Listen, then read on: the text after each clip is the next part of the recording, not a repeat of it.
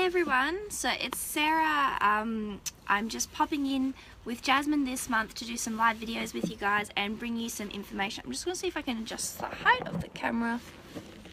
No. Alright, so we'll just work with it. So if you didn't see the video last week, I'm Sarah. I'm a mum of two. My two girls are 3.5 and 1, and we live in a tiny house on wheels. And so a part of that has been, there's been a huge amount of change and transition that we've made. What brought us to tiny houses was actually a combination of learning to reduce our waste and then learning to reduce our stuff. So I wanted to share with you over the coming weeks a bit of what we've learned. And today I just wanted to start with reducing your waste for beginners. So if you're new to this and you've been living life thinking that putting stuff in the bin and doing recycling is great, it is great. But the thing is, when you throw waste away, it doesn't just go away. So we're still dealing with this problem, and the best thing that we can do is learn to be a little bit smarter with what we're buying, what we're using, to reduce the waste in the first place, so less action needs to be processed. So if you're new to this concept, it can be a bit overwhelming. You can see all the conversations, all the things that people are doing, which are all fantastic, but you don't really know where to start. So today's topic is really for beginners, a bit of information on where you can start to reduce your waste. So the first thing I wanted to say is you can't do everything. So make some steps to make a start. Start reducing your waste, but don't guilt yourself. Like, if you make a mistake and you buy something that you think, oh, but this is so much waste, I shouldn't have done that. Don't beat yourself up. You're not going to be able to do everything straight away. It's a learning process. One step at a time. Master one thing, move on to the next thing, move on to the next thing. Rome wasn't built in a day. So this is a process. The other thing I want to say as well is give yourself permission to throw things out if they're broken and not serving a purpose anymore. There's no point holding on to stuff just because it's broken and you don't want to put it in the bin, because sooner or later that'll start weighing on you mentally and emotionally as well, and cluttering up your space and your life.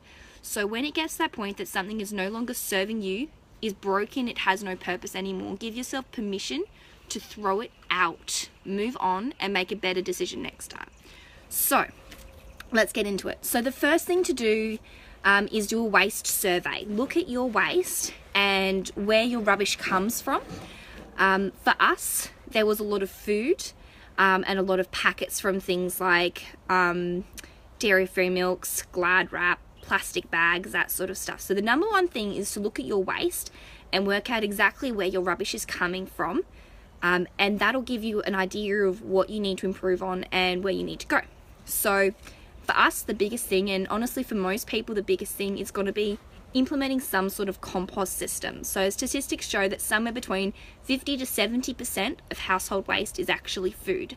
So if you can nail this one, you'll automatically drop your waste by probably 50%, sometimes more. So there's a lot of different options for compost, and not one solution is going to be right for everyone. There are a lot of different things to think about. So if you have a backyard, that's great. You can set up your own compost system. If you don't have a backyard that you can put a compost system in, there are still options. So check with your council if you are able to put food waste into your green bin in that case. Our council is just bringing this out at the end of the month. We'll be able to put all green waste, like all compostable stuff, including bones and stuff, into the green bin.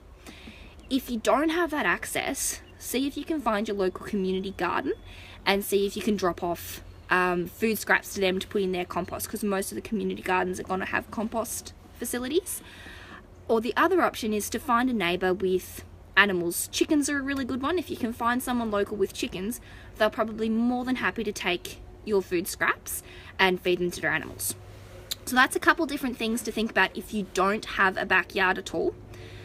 The next one to think about would be something along the lines of like a bokashi bucket, where you can put everything in, it packs it all down, you spray it with an activator or a powder, one or the other. They're an activator to ferment everything down quickly, which breaks it all down, it condenses it really quickly, and you get this liquid fertilizer you can put on your garden, and this fermented matter that you can either put into a secondary compost system or bury into the ground. And then there's all like your pile compost, your rotating compost, trench compost, all those different systems. I encourage you to go look at it.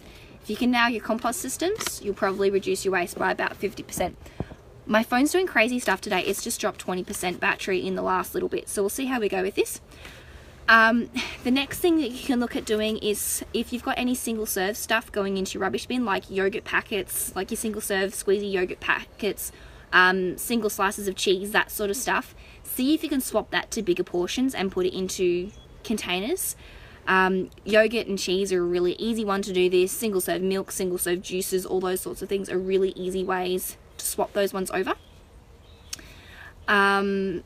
Another one that you'll possibly find in your waste are things like Glad wrap or cling film, whatever you want to call it, in Ziploc bags. So see if you can swap those things over to just containers. So in the fridge, instead of putting Glad wrap over a bowl and sticking it in a container, put it in a container with a lid. And same with Ziploc bags, just swap over to some smaller containers. In the bathroom is another place that we get a lot of waste. So you've got all like your shampoo bottles, baby nappies, beauty products, all that sort of stuff. So personally, I don't use shampoo or conditioner. I've been using what we call no poo or no shampoo for about 12 months now, I think. I think I've only put shampoo and conditioner in my hair once in the last 6 months. We were outside, it was really dirty and dusty, it'd been really windy. That's about the only time I've put shampoo and conditioner in my house. So that automatically got rid of all of those bottles. I've got a couple things here to show you. So like, this isn't particularly product promotion or anything like that, just to show you what I use, and then you can do what you want with that. So I use cloth pads. I've just swapped over to, so this is my moisturizer. It's a solid moisturizer. Jar of lip balm.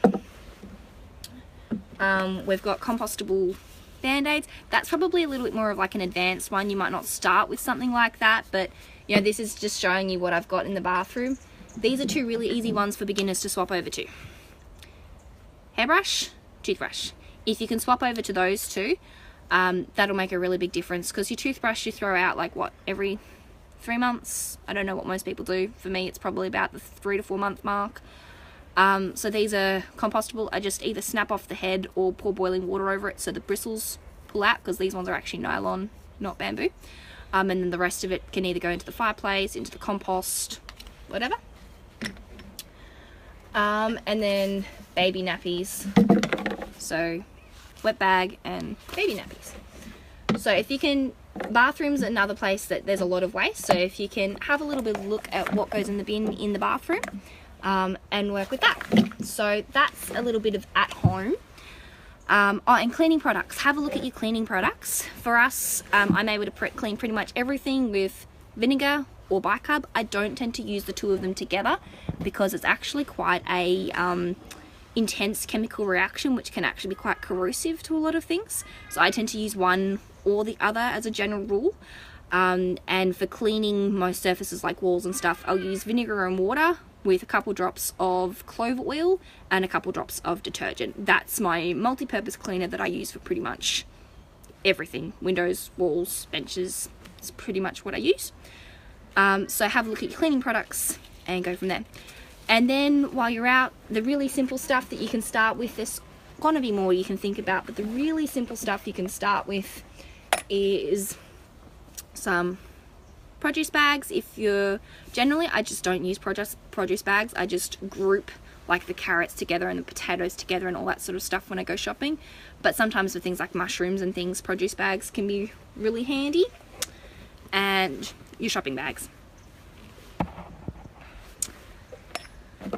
as well as your water bottle, whatever you choose to use, and a coffee cup if you're a coffee cup person. So that's just really briefly, really basically, some of the easy places to start. So all the stuff I've mentioned is really easy things to integrate. When something runs out, just swap it out. When you're ready to make a change or make a new purchase, invest your money wisely into more zero waste stuff. So all the things that I've suggested today are really easy things that don't take a lot of organization, don't take a lot of money, don't take a lot of time. Just swap it out for the next thing. And like I said, don't get hung up on feeling like you need to do everything or feeling guilty because you're not where you want to be yet. One step at a time. Master the compost, master the shopping bags, master the water bottle, and then move on to the next thing. And yeah, have fun with it. This is a journey, and if you can inspire one person to make a change, you've not only impacted your life and your family, but you've impacted them as well. So have fun with it. If it's fun, other people have a go too. So I hope this has been really helpful. I'd love to hear your feedback, your thoughts, and next week we'll talk about some of the more advanced stuff, some of the stuff that you need to think about, maybe make some sacrifice or make some conscious decisions to go without something, and some of the things that you need to sort of plan ahead and be more on the ball with to do those things. So we'll talk about that next week. Until then, we'll see you then. Bye.